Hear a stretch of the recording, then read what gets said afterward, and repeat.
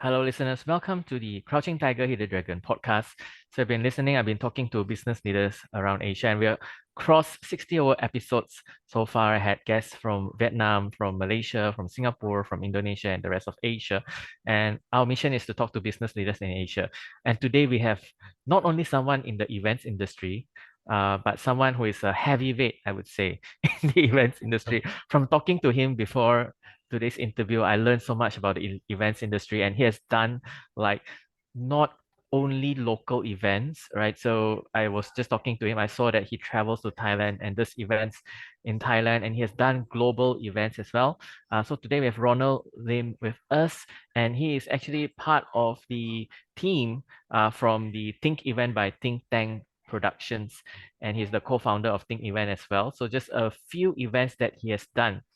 So I was just talking to him, and he said he is one of the people who is in charge of doing the Telecom World since 2016 up until today. So one of the few Malaysian companies that does that.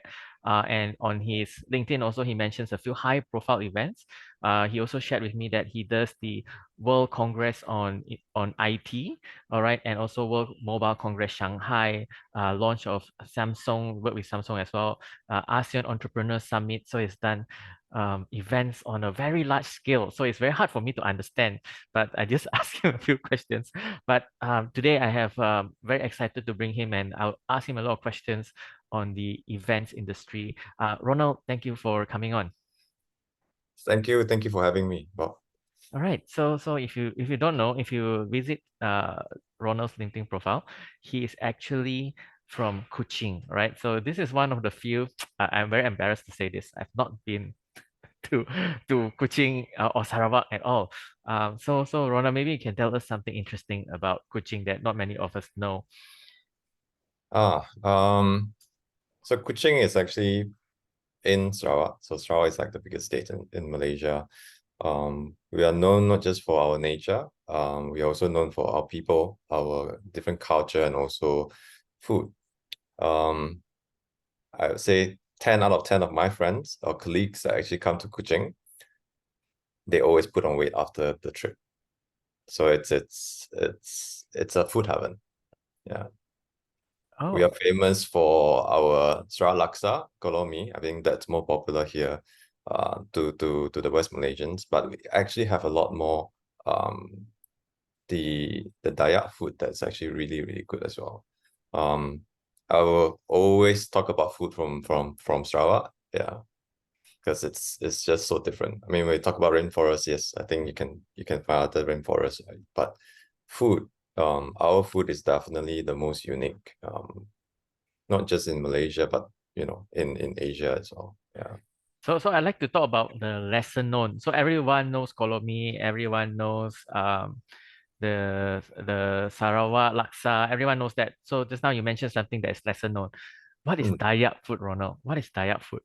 So Daya food basically it's example we have ayam panso. We also have linut. We have actually quite a lot of variety of food that you won't be able to find in KL.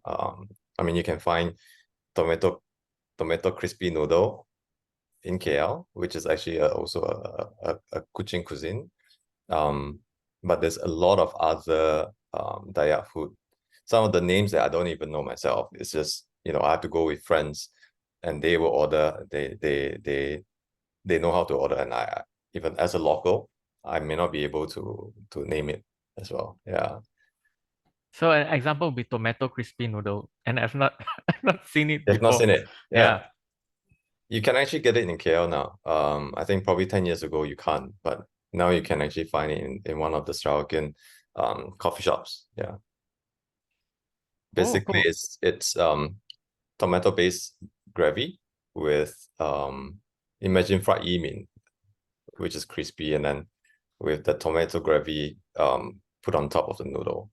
Of course, there's like seafood and vegetables, fish balls and all that to go with it, or even char siu. So the other thing that's different from our the char siu that we have or in Kuching or in Sarawak is very different from the char siu that you actually eat with in your wonton mee here in KL. Okay, I have to go to coaching to experience it myself. It's very hard to describe food, but yeah, we could have a whole podcast talking about food. But Or I think we can organize a podcast in the Sarawakian coffee shop in KL. oh, sure, sure, sure. One day we can do that. I've not done a podcast live yet. Not live, but in outside Zoom yet. I've always done it through Zoom so far. And because it's more like a love project for me. But look forward to doing it in a coffee shop. That would be very interesting. Um, yeah. So maybe my first question to let's talk about the events industry, right? So maybe give us an overview of what does event do? Okay. So we do corporate events from conferences to gala dinners or product launches. But during COVID lockdown, we actually evolved as well, and we pivoted to um, what we call content curator. So one of the things that I've enjoyed doing during or learned to do during COVID is actually to curate programs. So now we have projects where we actually work with exhibition organizer who wish to have the conference component for their exhibition. So we actually come up with content, propose the speakers. Basically, we will work on the conference component for the event. So that's what we've been doing. So we curate the content, we work on the direction, we find the speakers, find the right speakers that can actually bring value to the event. Oh, thank you, Ronald. Yes, that is okay. So to break it down for the audience, a lot of people that I speak to, and they say they are on in the events industry. Basically, they are I would say just purely events organizer lah. Basically, they find the venue, they do all the logistics, they find the MC perhaps. But from what I hear that you shared just now, Ronald, you start with the ideation of the event. Not the ideation, but the basically the idea of the event, right? So you start by curating the content of the event, the speakers. Basically, you create the event together with your client. Am I right? Yeah. So maybe I can give an example. There is one show that we worked on this year. It's called Malaysia International Food and Beverage Show.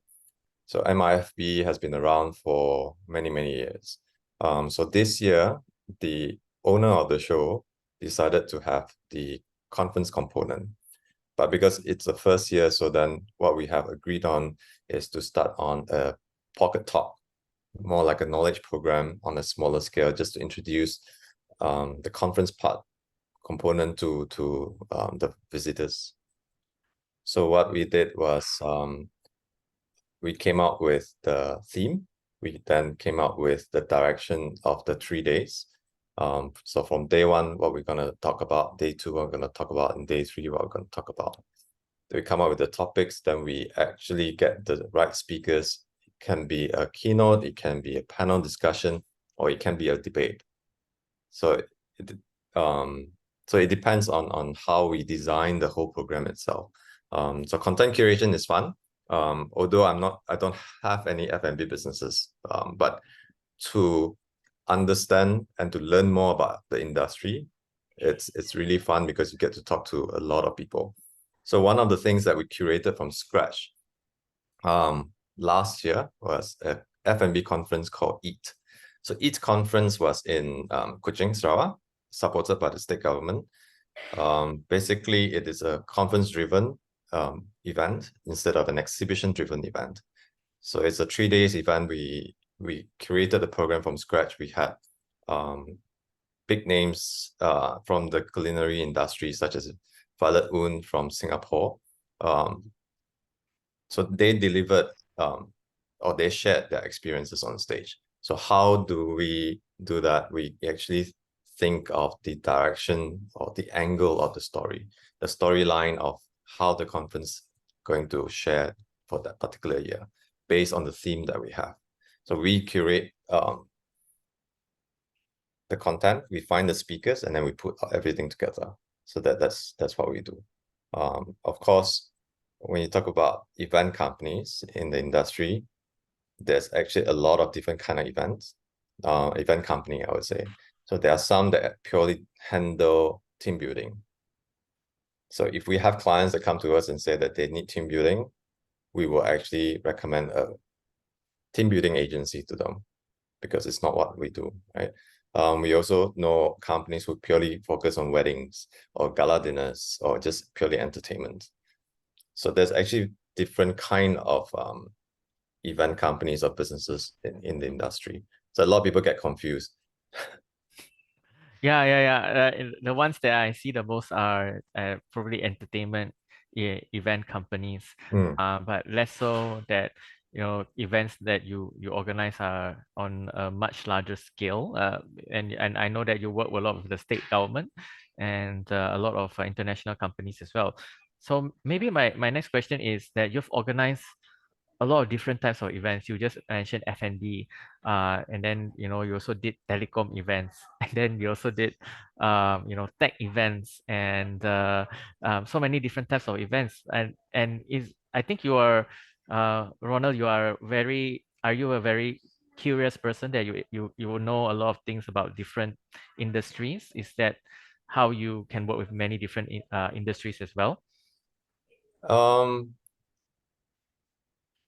I think we all should be curious. It doesn't mean that if I'm not from, let's say, the oil and gas industry, then I shouldn't be involved in oil and gas events. I think the key thing is to actually bring value add on value to the event by seeing things from outside the industry as well. So if you are curious enough, when you talk to people, you ask questions, you read more, you Google more, you'll find that it's actually really interesting to learn. And I always think that life is all about, unlearn and relearn. I think if you follow me on LinkedIn and my Instagram, I think I mentioned that quite often as well. That, in order for us to progress, we need to unlearn and relearn stuff. There are things that we may not need to know in our day-to-day, but it's always good to actually learn new stuff. But the other plus points about what we do is that we actually meet people. We meet really smart people, really good people from the industry who's willing to share. So I think in our journey, in my journey as well, in the industry, we are very blessed that we have people who are willing to guide us or willing to share. Yeah. Yeah, thank you so much. And I think my next question is more a very more heavier question because as you know, when I met you, it was during COVID. the COVID time. Yeah. And of course, being in the events industry, there's so many types, but everyone was affected because events essentially is people gathering together Yeah. and doing things, whether it's exhibitions, conferences, etc. And I think that time it was really, very affected. There was no events. And how do you see the trends since then? What has evolved since COVID? Um, what has So technology adoption definitely has increased, and it definitely have expedited the virtual component of events. So before COVID, hybrid event is actually not something not. I mean, it's not uncommon. Hybrid has been around even before COVID. Right?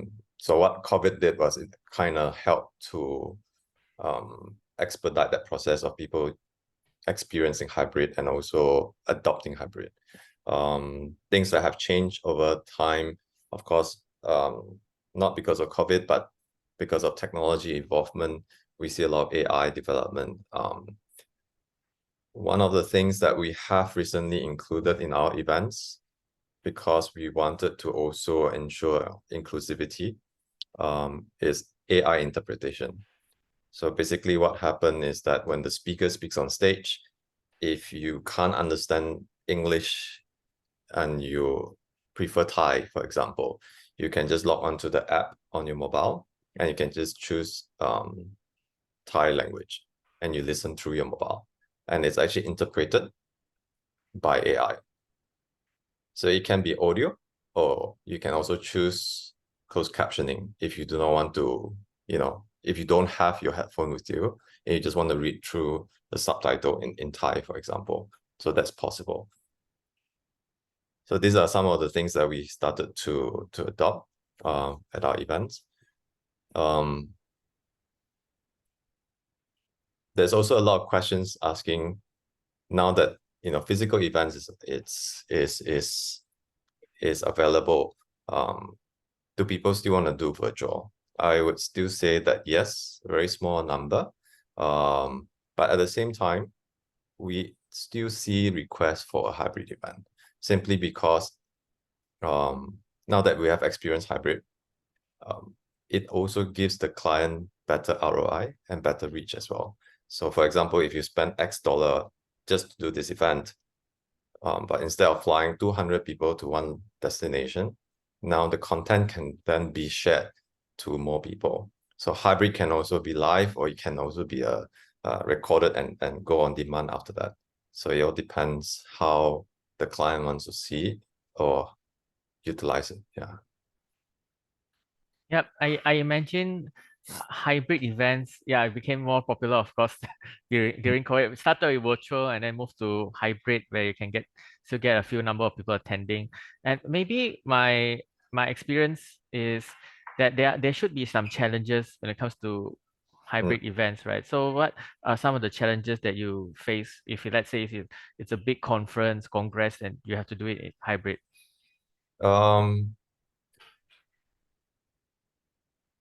I think the biggest challenge is it's making sure that the physical audience is also interacting with the virtual audience. That's one. Two is the speaker will be able to focus on both virtual and also physical audience in front of them. It's difficult. I think it's something that we all are still learning to fix that problem or to counter that problem. Yeah, interaction, engagement for both parties on the hybrid platform, that's still very challenging. Secondly, is actually not everybody that comes to a physical event will actually download the app to interact with the virtual audience. That's also one thing. Sorry, Ronald, maybe what app do you mean? Is it that you have an app for an event each time, or is it like a... So in order for the physical audience to actually interact with the virtual audience, the physical audience will need to have an app, an event app. So this event app can be where they can actually network with people. They can actually connect, exchange contact. They can set up meetings. They can actually do video meeting if they want to. They can download materials. They can also, so there are events where you can actually see physical booth exhibitors and also the virtual exhibitors as well. So having that app, you will be able to have the option of, going to their booth virtually, even before the event, before the physical event, you can actually start doing that. Or you can actually set up your profile on the app or the platform, and then people can start scheduling meetings with you. Oh, interesting. Yeah. So like maybe my question is, so like they can schedule meetings. So one of the important elements of an event, especially I attend a lot of business conferences, business events, right? I think networking is an important part of I think it's the event. key part. The Yeah, that's community the element. that's the main factor of people actually attend events, is to network. And So how do you encourage that? I think it's more of how much the person wants to network. Because if you know your intention or your objective to attend the event is to meet people, then you will then take the initiative to update your profile, ensure that your profile on the platform it's interesting enough for people to actually request a meeting. It's just like a business Tinder. Setting up your Tinder account, you want people to set up a date with you. You need to make sure that your profile is updated, your profile photo is properly, is clear. You must clearly state what you do. And probably in some of these platforms they actually ask, what are you looking for? So if you don't have a clear profile and you don't have the intention to connect, it's pointless. Even if we give you the best platform, the best solution or app, you won't use it. Mm. Yeah. So to me, it all comes down to that particular attendee or delegate, whether they want to interact or they don't intend to interact. Interesting. And as an event organizer, how do you make sure more, let's say, networking happen? Do you put in networking sessions, or is there after parties, or what normally do you do to So have more interest? it depends on the industry. So after Mm. party is or happy hour. It's actually encouraged. Um, Networking session, definitely, whether it's coffee break, it could be um lunch and learn sort of session. So in the States, there's also programs like the Brain Date. So what Brain Date does is that they before the event, you need to submit your interest, and then there'll be questions or topics where you can pick, and then you can actually find people that you want to pick their brain. Then you can have a date at the event. Yeah, it could be over coffee, it could be over lunch. Yeah, Oh, that's very interesting. That's the first time I hear about that. I can send you more details. I mean, there's So actually a it's lot of programs that's available right now.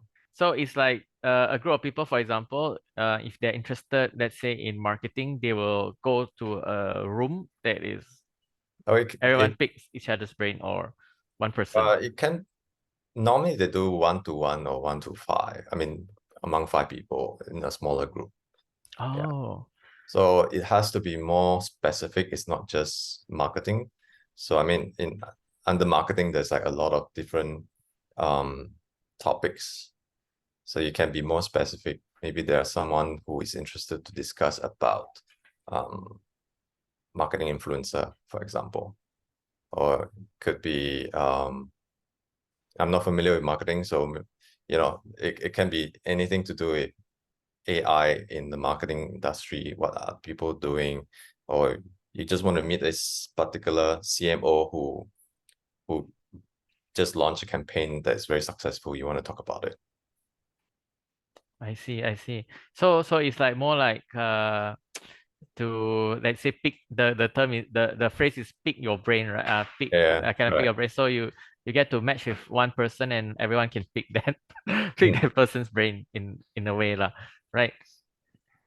Yeah. So I think the question I'm going to is that in the beginning you said you curate content now for events. All right. So what sort of approach do you use? So for example, if you talk to uh like you mentioned to me before the interview that you help companies to enter Thailand, right? So what is your approach when you start creating an event? Um, I, when I mentioned about Thailand, our business in Thailand is actually more of event companies or event organizers, basically the owner of events who intend to have event to host the event in Thailand. So they will actually come to us, and then we help them to set it up. We provide the AV because we have, um, I'm also part of a co-own another company where we do audiovisual rental. So we have offices in Singapore, KL, Bangkok, Seoul, and also recently we opened up in Manila.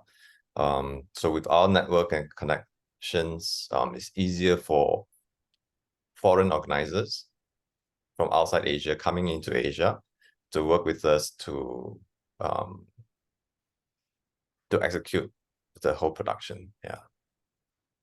Yeah. So let's say not about Thailand. Let's Yeah. say when you start curating an event, what is your approach? Do you start doing research, or do you start understanding what the client wants, etc.? There's two different approach. I mean, it depends. For example, we have clients who actually commission the whole entire project to us and say, look, you come up with a theme, you research what the market or the audience would want to learn or want to listen to, and then we work on it. There's also another approach where the client has already identified the theme and the direction of the conference. So we need to follow the theme set. How can we make it more relevant or more interesting to what the audience want? Because gone were the days where we actually come up with content and we force the audience to accept it. Now we really have to actually talk to people, like people from your industry or from your community. What do you want to learn, or what do you want to know more? So we go with the approach. Sometimes we actually do crowdsourcing from the audience, from the community, whether it's through LinkedIn or Twitter. We do that as well, just to get input from the target audience, what direction to work on or head towards. Yeah, that's interesting. Crowdsourcing, maybe asking, like, is it through a survey or something that you ask what do they look forward in an event? Is it done that way? It could be from a survey, or it can be from a post. Okay. Yeah, it doesn't have to be so rigid in terms of how you ask the audience what they want. I mean, you won't get 100% of the people to respond, but sometimes you'll be able to gauge as well from the posts that people share on LinkedIn, where their interest lies. Yeah. Okay. Thanks so much for sharing that. So it doesn't have to be, oh yeah, send out surveys, they fill up 50 questions and then you Because decide from there. no Yeah. no one has the time to actually fill out 50 questions or to answer 20 questions. Right? So Yeah. yeah. Yeah, the key thing is that actually to talk to people, and then also talk to people from the industry. Yeah. Okay. Thanks for sharing that. That is very important indeed. So it's not just, oh, I decide to do this event and then this is it. Yeah, you ask them what they're No, you looking can't. for. Yeah. Yeah. I think that's what we call short scenery event, when you do things without getting the input from your audience. Because what we need to ensure is that the conference content is interesting enough that next year, when the client or the organizer organize the same conference again, people will come. And there's always a continuity from year one to the year two, or the following year, for instance. And then you must be able to actually measure as well. So last year we spoke about this topic, and all of you voted for this decision, for example. So based on that, this is what we have done in the past 12 months and where we are now. So there must be a link between year one and year two event. That's Wow. that's how you capture the audience, right? Then they will come back. And making sure that the audience is also part of the curation gives them that ownership feel to the program. Have you done sort of like getting the audience to choose a speaker, things like that, or ask them who are they looking to see? We have not done that, to be honest, but we have asked close friends within the industry, like who will be the superstar that your community or your members of your association would want to listen to. Awesome. Yeah, but we have not done anything publicly, like on LinkedIn or Twitter, just to get people to vote whether you want, for example, would you prefer Michio Kaku over Mike Walsh? That sort of question. Yeah. I imagine there's a lot of creativity involved. You said you want people to come back the next year. There's a lot of creativity when it comes to events. And even Yeah. before we started recording, you said, oh, you've been visiting creative spaces in Thailand itself. So I think maybe my next question is, how do you maybe be creative in your industry? How do you make sure that you're creative to, give creative, proposals to your clients? Um, how do we be creative? I think it depends on the event itself. What I can let you know is probably an example, right? Um, let's talk about F&B conference, and then let's say one of the target audience will be the chef. So if we're gonna have a conference for the chef, we won't be able to do 9 to 5 because Oh. the chef can't be in a conference from 9 to 5 for 3 days. So maybe what we can do is maybe I'm just exploring ideas. Can it be a conference from 9 p.m. to 11 p.m.? Just a 2 hours on multiple nights? Could it be better that way? Or could it be better like from 9 a.m. to 11 a.m. for 2 hours, but run over 3 days? So there are certain target audience who cannot commit to a 9 a.m. to 5 p.m., that sort of duration. So we also need to look into, do we really have to do from 9 to 5? Can it be just 3 hours? And how Mm, can we make it more interesting? Can we do it in an old theater, for example, rather than a conference hall? mm, I think venue also play a very big part in being able to be creative. So it depends which city you're in. You can definitely be creative with spaces, how you're gonna use the space. You don't have to have, 3 days conference in one venue throughout that 3 days. You can mm, actually rotate day one in a museum, day two in a library, day three in somewhere else. mm, I've seen this recently in Kuching as well, where it's a Malaysia Urban Forum. They did it in the library, they did it in the museum. So that I think that is interesting. You can showcase the different landmarks, the different attraction spots in the city. At the same time, you can still do the conference, you can still do the sharing, you can still do um the knowledge program. oh, yes, that's very very interesting indeed. So you don't have to fix the time. You can find creative venues as well. So maybe this is a extra question that I never sent to you previously. But what are some of the creative? You mentioned just now that a old theater. All right. So what are some of the creative event spaces that you creative use of event spaces that you've seen? We have seen, let me think, museum is actually rather it some museum has auditorium or spaces where you can actually do conferences.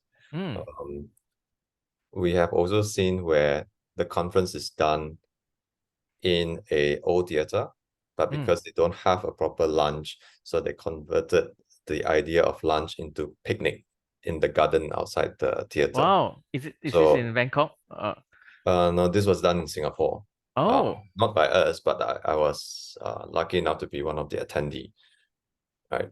So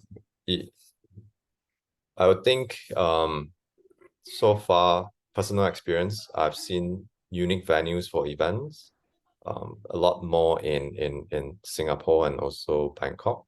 Mm, Um, I would love to do more of all these unique venues. I mean, in unique venues in Malaysia. Um, I believe we have those venues. Like in Kuching, we have the new museum that can be used. So you can do a conference plus a private tour. So wow. recently we did a dinner at the museum. So pre-dinner for the speakers, there's actually a private guided tour. So the museum will be closed by then. There's no public. So we actually had the museum management to actually organize the director to take them on a private tour. Wow, okay. That is I've not been to the museum. That is on my checklist, and I believe my friend works for the museum, so I need to visit Kuching for what museum is it actually? What's the name of the museum again? Borneo Cultures Museum. Oh, okay, okay. Definitely should visit. So yeah, thanks for taking the time today, Ronald. So maybe last question is on technology, right? So I think before this interview, you also mentioned, during this interview, you mentioned the AI used for interpretation, and some people are talking about AI being used in events today. So maybe can you share a bit more about that? There's a lot of talks about AI and also technology in events, but I think there's two parts to technology. One will be more on the audiovisual, more to what you can use to experience it, and the other part of technology is probably more on digital, such as the AI interpretation, for example. Right now, it is very common. It's not perfect. The AI do the translation in real time. The other challenge that the AI would have is the different accent that we have. So if you speak Manglish and Singlish, the AI may not be able to understand your English to translate that 100% accurately. So that's one of the challenge. And the other challenge that we see in adopting technologies, whether it's AI interpretation or anything that has to do with technology, will be the cost. Clients may not be able to budget for it. That's one.